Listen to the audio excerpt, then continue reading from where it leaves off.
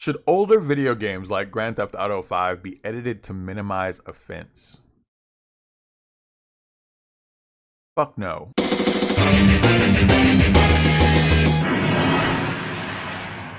It's funny when people make this type of statement that we should change things, because it never ends with that one particular thing, and that's the problem with censorship. Your baby shit sensibilities, your baby shit soft sensibilities are not going to stop at just this particular thing. You're gonna find more things to be offended by, mainly because this isn't necessarily about your feelings. This isn't necessarily about any of that shit. It's about clout. It's about wanting to change things because you find yourselves like enjoying a little taste of power when you do get people to alter things in order to suit your taste. But the problem with Grand Theft Auto 5 is that it's existed in in this iteration for like 3 console generations. So even if you altered these games to be minimizing of offense, you still have the existing copies that are all out there. So this does absolutely nothing to change anything. And all it does is just show that you're not interested in doing this for the greater good. You're not interested in doing this for whatever. It's just the pet project of the time period. It was minorities, it was women, and now it's trans people. And that's just it tells me a lot of things. This goes back to that Cowboy Bebop video. You don't give a shit about like legitimate people who are transitioning from male to female, because there are 2 genders.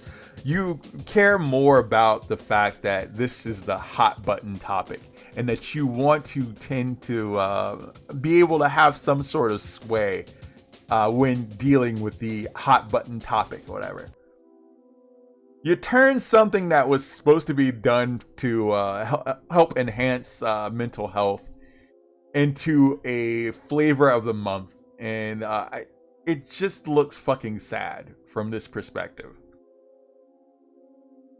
You don't care about people, you don't care about their feelings, you don't care about representation, you just care about what's good right now. Like I said, in about 10 years from now, and about 15 years from now, are we really going to be offended about the same things? Are we going to be thinking in the same mindset that we're thinking now? So why look back like 10, 15 years into the past with these fucking shades or these lenses when that ideology can so easily be replaced with a different ideology in a short period of time, mind you. So anyways, when GTA 5 was released in 2013, its depiction of trans people is unsympathetic. In 2021, it feels needlessly cruel and hurtful. But should games be retroactively edited to make them more palatable to today's standards? The short answer is fuck no. And like I said in the top, no. Maybe you should focus on creating content that would kind of fit your tastes or whatever. But we know that the moment that happens, nobody's going to play it because nobody's really interested in that in the long run.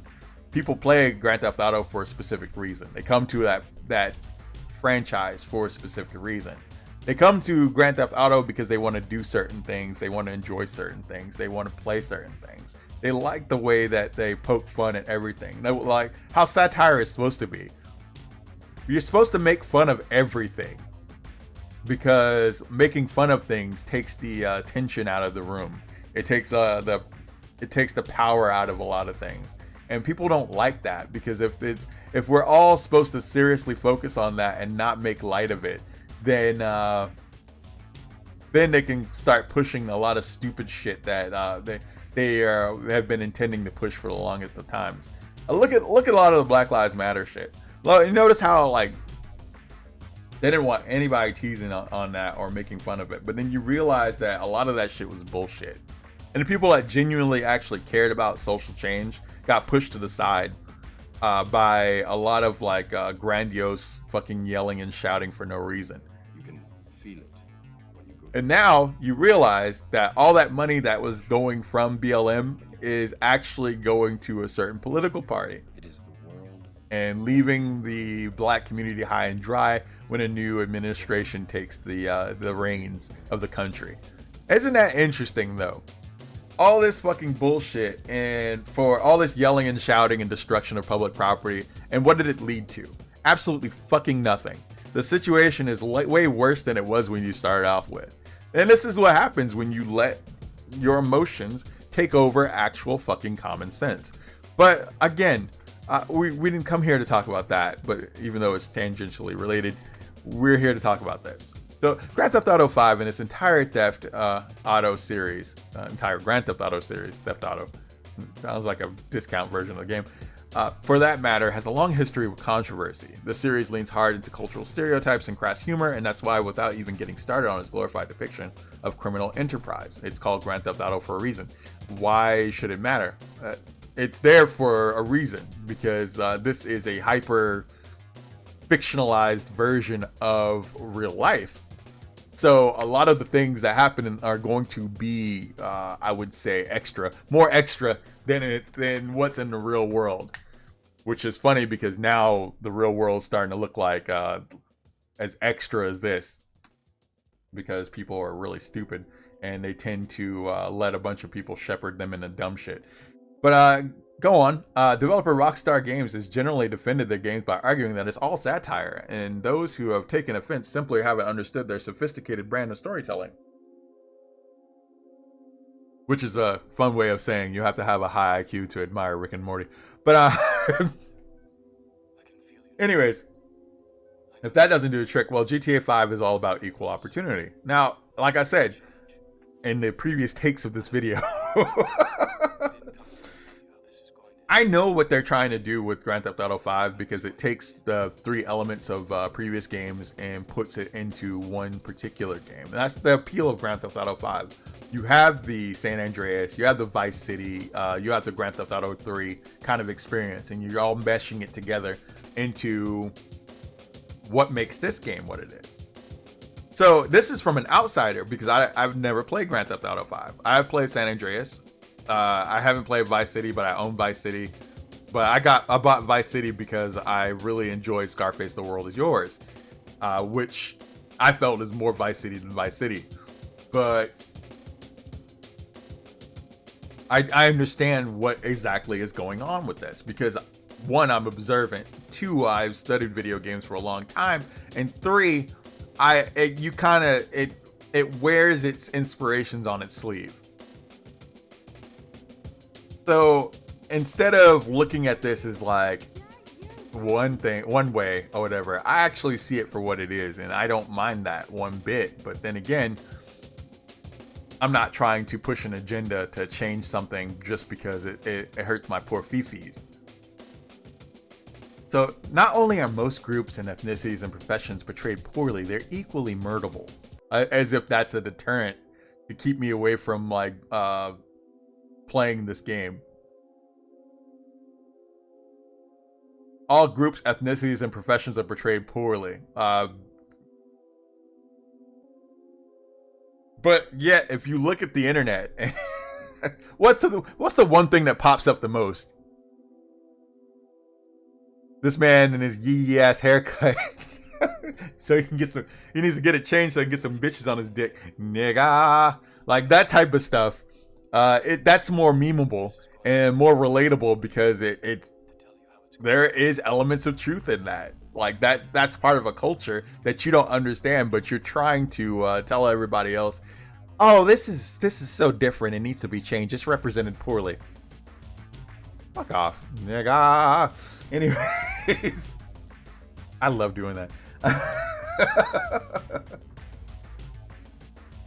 The fact that you can kill vulnerable groups such as sex workers, trans people, and homeless in a video game sounds problematic and damning. It's a video game. They're not real people. Two, it's done in... If you created a group of people in a game that you can't murder because you're offended or your poor offenses, then that completely takes people out of the experience. If there exists a game where oh, I can kill white people and white people only because this is the only group that you're not talking about in that sense. But like everybody else is protected, that shit would get boring quick. The whole point of Grand Theft Auto is to cause the greatest amount of mass mayhem possible. And eventually, once that happens, you wind up getting chased by the police based on the level of stars that you get from the actions that you do. There are consequences to those actions. So killing people might not be the best possible thing to do in the situation, unless the story dictates so. But like killing random passerbys or whatever would completely fuck you over when you got to a certain point, because the police will come after you and you'll die, and you'll wind up spending more money like getting your character respawned or whatever. But nobody talks about that. We talk about the damage that this supposedly does to people, even though this game is highly popular and has popular to the point of where they re-released the game 3 times over. For, like I said, once for every console generation. But we don't talk about the fact that like the game's fun for being fun. The game's popular. The game's popular to an extent that it is world renowned, to where it survived multiple controversies. It survived a war with Jack Thompson. Jack Thompson, who came in and tried to say that all the same things that you're saying, but he was saying them from the viewpoint of somebody who's a moral authority, which you seem to be doing as well. Interesting. So, in the context of Grand Theft Auto 5, where freedom and chaos reign supreme, it would actually be more surprising if you couldn't.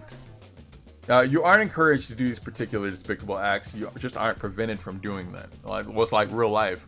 You could do a whole bunch of really fucked up things in life, but your moral compass is what's keeping you from doing those things. This is why when I say, if you're a school shooter or something like that, that's not on video games that makes you that way. You made the choice, and the choice is yours. I say that because we take a lot of consequence out of the hands of people. We tend to try to make excuses for people's terrible actions. And the fact of the matter is, if you're a fucking shitty person and you do a shitty thing, that's on you. But that's the point. It's like in a video game, you can do that and actually you can learn from your mistakes. If you do that in real life, you can learn from your mistakes, but the consequences are far more severe. It should also be noted that the first controversy in Grand Theft Auto series had to contend with stemmed from your ability to deliberately kill police officers. Like that's a gotcha moment. Again, the consequences are yours in real life if you do stupid shit like that. So the series has copped it from both sides of the political divide, as you can imagine. Nonetheless, GTA 5's portrayal of trans people and the other unfairly targeted groups. How are they unfairly targeted if everybody is fair game? So again, like I said, it's funny that they try to turn trans people into a protected class, just like they tried to turn black people into a protected class, just like they tried to turn women into a protected class, just like they tried to turn gay people into a protected class. They try to do that shit up the whole thing, and they don't have that many people left to create into a protected class. But they really want to keep doing this shit because for whatever reason. Like I said, flavor of the month. And the faster you start realizing that, like, the reason why people are putting so much attention onto this group of people is because they are the flavor of the month, and it's done more for clout and backpats than anything else, the faster you'll realize that these people don't have your best interests at heart. The faster you'll realize that these people are full of shit and they're just doing this shit in order to make themselves look better. They have no intention on helping you out in any way, shape, or form. So anyways, GTA 5's portrayal of trans people and otherwise unfairly targeted groups, because everybody is fair game when it comes to satire, brings to mind the following quote by Terry Pratchett, a true master of satire. Satire is meant to ridicule power. If you're laughing at people who are hurting, it's not satire, it's bullying. That's nice. The fact of the matter is,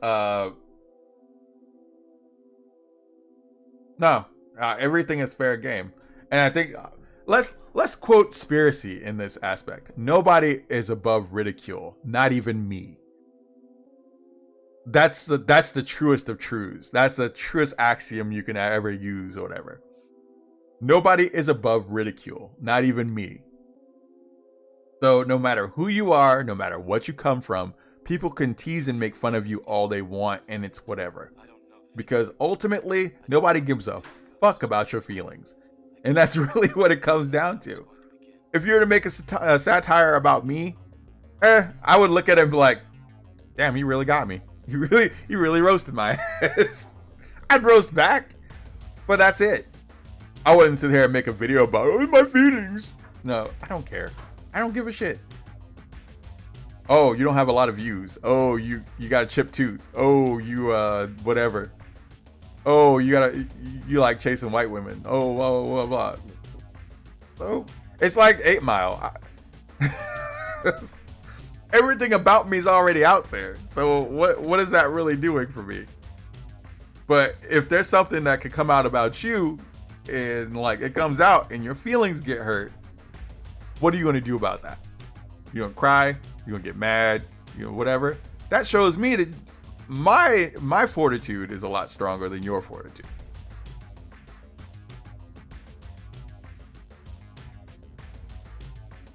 So for me, that pretty much settles one part of the debate. Now, you took a quote to make an argument. Bullying, again, how is cyberbullying real? Like, nigga, close your eyes. Like, what a ha ha ha. Like, ultimately, if you are I can actually take another quote and put it out there too. If you can't stand the heat, get the hell out of the kitchen. And that's another statement. Because once upon a time, people were unrelenting roasting people straight out.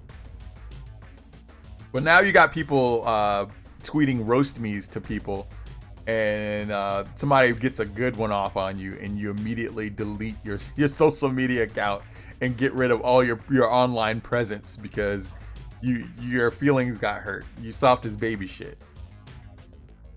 Piss weak ass niggas out here like trying to play hard, but then sitting here crying to other people that something happened to them. When you pay your taxes. If you don't get out of my face with that shit. World that has been pulled over your eyes to blind you from the truth. So Rockstar should reflect on how their depictions have added further hurt to communities that already suffer far more than their fair share, and also help normalize the violence that's frequently perpetuated against them. That's bullshit, and you know it. But this type of shit is the shit that gets like people in those corporate positions to basically fold like dollar bills or fold like neatly pressed laundry and do what they say because that's what they think it will solve the problem. No, this fucking soft. This didn't do shit to hurt communities. The black community loves Grand Theft Auto. A lot of communities love Grand Theft Auto for what it does. And that's why people were so badly waiting for Grand Theft Auto 6. Again, this is crybullying. This is people that feign weakness in order to try to manipulate people to change their actions for the perceived better, but it's almost always the worst, for the worst. I'm out of cappuccino. An apology would likely be welcomed and go some distance in establishing a better relationship with these communities. See, this is exactly what I'm talking about. A trigger warning would also be an appropriate addition for future re-releases, such as the upcoming GTA 5 Enhanced Edition. Problem with that is trigger warnings don't work. They've actually been proven that they don't work. And in fact, they cause more issues with people that have PTSD and stuff like that than anything else. I know you're out there. So again, your helping isn't helping. I know that you're afraid. Don't help. You're afraid of Is retroactive censorship the solution? However, the same line of thinking is used to argue that Rockstar should simply delete the offending content from their games. Kotaku's Carolyn Petit wrote a fantastic piece calling for Rockstar to proceed in this fashion, writing that What I want to see is the company restructuring its own ill-advised creative decisions of the past and opting to address them rather than continuing to tweak superficial details. You want to see the death of a company, is what you want to see. This is another thing that causes apathy. This is the reason why you don't want any of that. And you notice that the apathy is slowly building with Rockstar and Take-Two as the events of last E3 occurred. People wanted Grand Theft Auto 6 information. They didn't get any Grand Theft Auto 6 information. They got a diversity work study program where a bunch of people were sitting there talking about their privilege or lack thereof. Nobody cares about that shit. They want games. They want to know what games are coming out. They want to know information. And instead, all you did was preach to them about shit they don't give a fuck about. This whole notion of diversity, this whole notion of wanting to push for these certain ideals to be pressed forward, this push for propaganda, this is all you masturbating in public and expecting to get a standing ovation for it. And it's not going to work. You're going to kill your company doing this shit. You are not going to win any prizes other than the going out of business, the grand opening, grand closing fucking achievement. Like grand opening, grand closing, like that. I agree with their sentiment, but I don't feel that self-censorship of one's past behavior is the best way to build a better future. It's revisionist and it actually allows perpetrators to feign ignorance and discount the consequences of their past actions. But you want them to simply acknowledge their past actions. The people that wrote the game might not even be there anymore. The people responsible for this game might not even be there anymore. But you want them to apologize for this. Even though there's a lot of people that actually don't see a problem with this and are okay with it. I think two wrongs don't make a right. I think obviously Carolyn Petit's statements are stupid. And they need to be ridiculed as such. But I also think these statements are stupid and they need to be ridiculed just as much. By deleting their problematic depiction of trans characters from GTA 5, Rockstar would be writing history in a way that plasters over their past transgressions. A history that doesn't even exist because Grand Theft Auto, the universe, Liberty City, the universe, exists in its own hyper satirical world. It's a world that makes fun of our world because of the hyperbolic nature of the things that go on in that world and the hyperbolic nature of everything. It's not the real world. So if you look at it in that way, you kind of look at it like, oh, yeah, why am I even getting mad about this? I'm getting mad about that because you feel as if you're being insulted by something that isn't even directed at you. But because we have to see ourselves in everything, which is the end goal of why representation gets being pushed in everything, this tries to force people to think that everything is about them and that everything that is in media pertains to them in some way, shape, or form, which is incredibly egotistical and shallow. Get the fuck over yourself and mind your fucking business. Again, if Jordan Peterson has rules for life, my rules for life are this: mind your fucking business, get the fuck over yourself, go do something else if you don't like the way things are in something, and shut the fuck up. That's four right there. I can come up with more later. It is the world that has been pulled over your eyes to blind you from the truth. So by deleting their problematic depiction of trans characters from GTA 5, Rockstar would be rewriting history in a way that plasters over their past transgressions, which comes dangerously close to gaslighting those that they offended in the first place.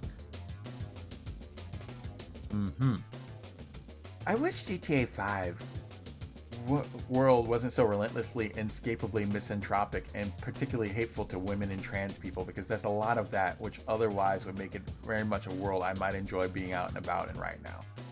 Nigga, cut the shit off and go into the real world if you care that fucking much. Get your dumb ass out. Just turn everything off and just walk outside. Go touch grass. Like, seriously. And not in a satirical way or whatever. Get the fuck outside. Go. If the world in a video game bothers you that fucking much, you don't need to be there in the first place. Go do something else. Go find a nice hobby. Go live your life. Go be happy. Why the fuck should everything in the world change to suit the tastes of like some bored, basic ass Caucasian person on Twitter? So tiresome, so boring. That's such a basic statement. It's like I choose to be mad about a fictional universe that has nothing to do with me particularly, but there's other things that I could probably be enjoying. That's like peak privilege. We talk about white privilege, we talk about all male privilege and all this other shit. But peak privilege is like a white woman sitting on Twitter whining about a world that she doesn't even exist in. Things that have nothing to do with you. Mind your fucking business. Go do something else. But here we are, sitting here, like really, really getting bad on a game that's been re-released more times than we cared to admit. Are video games worth accurately preserving? Yes, they are. Video games are historical documents that bear the markings of time that they were created, in the same way that pixelated graphics betray their age. The values, the beliefs, the fears, the ignorance of the creators have a funny way of popping up unexpectedly. The original Tomb Raider games, despite trying to portray a powerful female lead, they still do. I haven't seen that many games in modern day where a woman actually guns down a T-Rex with 2 Glocks and actually like still comes off as an icon for a lot of other people. But please tell me how your revisionist history way is coming to play in this situation.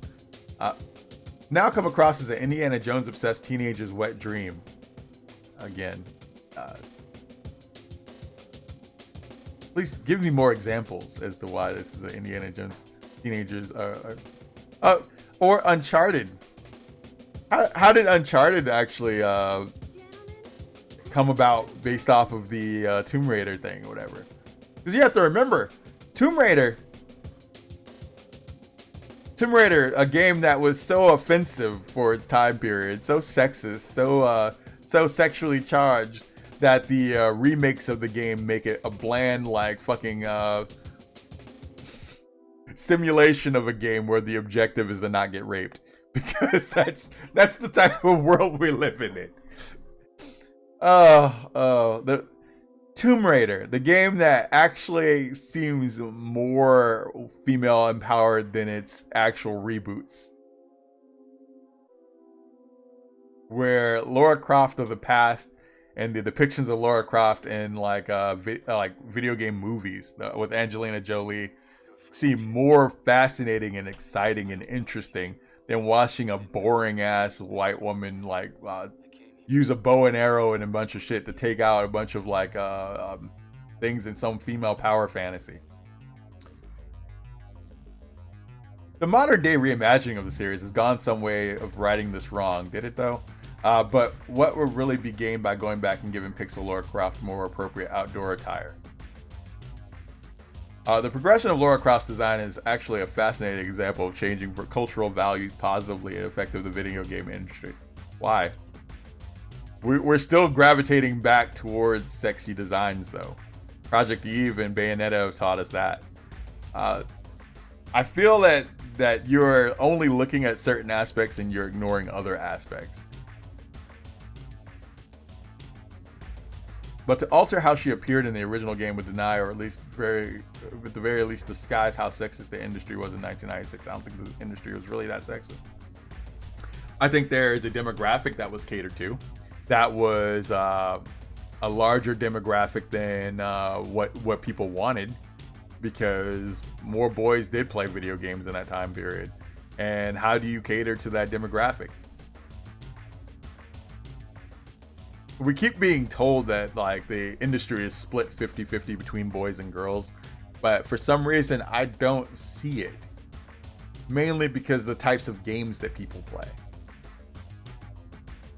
When you have a Japanese industry that is basically created to cater to different demographics without sacrificing things to in order to create that appeal, and then you look at the Western demographic, which we want to make everything for everyone, but when you try to appeal to everyone, you appeal to no one. It's just a fascinating like study. Japanese manga. And I think I was watching Literature Devil's videos on this. I do like Literature Devil. He has a really great insight in these types of things. Manga is categorized into certain demographics in order to maximize of the appeal of those demographics. And instead of what we do over here, which is cater to the flavor of the time period and basically alienate everybody else and wonder why we are losing so much money in the process. Video games that, if you create a circumstance where video games are made specifically for boys, have those elements that interest boys. Video games that are made for girls have those things that and we did this in the past, mind you. They maximize those things that are interested to those parties. You'll see a lot more. You'll definitely see a lot more of a payout in that process. But all we want to do is create a splinter in the industry and destroy things that are established because we think that that's going to cause some sort of change. We're doing this for social engineering purposes. So a proper remake, on the other hand, offers the perfect opportunity to update a game while ideally acknowledging what was problematic in the original. Final Fantasy VII Remake does a reasonable job pulling this off in the infamous Dress Quest. It's funny because Final Fantasy VII Remake has been one of those games where I'm like, the demo looks promising. This looks promising. I would play that. I have no interest in this whatsoever. I completely lost interest in Final Fantasy VII Remake over not too long a period of time. Just because Final Fantasy VII in its first incarnation is perfect. It did everything that it was supposed to do in the time or whatever. People wanted a visual upgrade to it, and now you're just creating a bunch of bullshit to extend the story longer than it has to be. While just bringing back characters from games that people, or Final Fantasy games that people actually liked, as opposed to the boring Final Fantasy characters that exist now because Nomura has an obsession with just the mundane and the tedious. So for the reasons stated above, I don't support altering films, literature, or music, or video games that have retrospectively been deemed offensive by today's standards. Well, that's good of you to say that. I advocate for warnings and contextual information that explain why these works should be viewed critically. I don't even think that needs to be a thing. And I'll tell you why. Because, like I said, those ideals, the ideas and the concepts change over time. What's hip today might become passé. You're not going to have the same mentality of people from this time period in a few generations from now. In fact, because we have gone so far into this stupidity, you're going to find that the pendulum is going to shift the other way, and people are going to be looking for more problematic content, quote unquote problematic content in their works, because they have been restricted by this shit for so long by Puritans and people pretending to actually give a shit about games. And that's the thing. It's like the more you try to push this shit, the more you close your fist, the more star systems slide in between your fingers. Going forward under this paradigm, if those that created the work wish to explain themselves and apologize for offense they have caused, then I think that's even better. In fact, I'm going to go on a limb, and this is the reason why I do what I do. Why? Why apologize? If you create something and you feel as though it is like it's done in a way that people are actually interested in and people enjoy, then fine. It's funny that people can never like just let things exist. You can critique all you want. You can deconstruct these things all you want, but the fact of the matter is the deconstruction period has to end at some point. In fact, you can't deconstruct something without reconstructing it or whatever. The whole purpose of the deconstruction theory is to deconstruct something to further understand why it works the way it does, so you can apply it to something in something else. People tend to forget that part. We always get as far as let's deconstruct these things, but you have to use it to construct something else or whatever. Why do these characters work? Why do themes in this work so well? Why is this hit so hard? Oh, okay, now let's take that and apply it to something that we're doing. Deconstruction theory only works when it's used with the second half of reconstruction. Again, people don't want to talk about that shit though.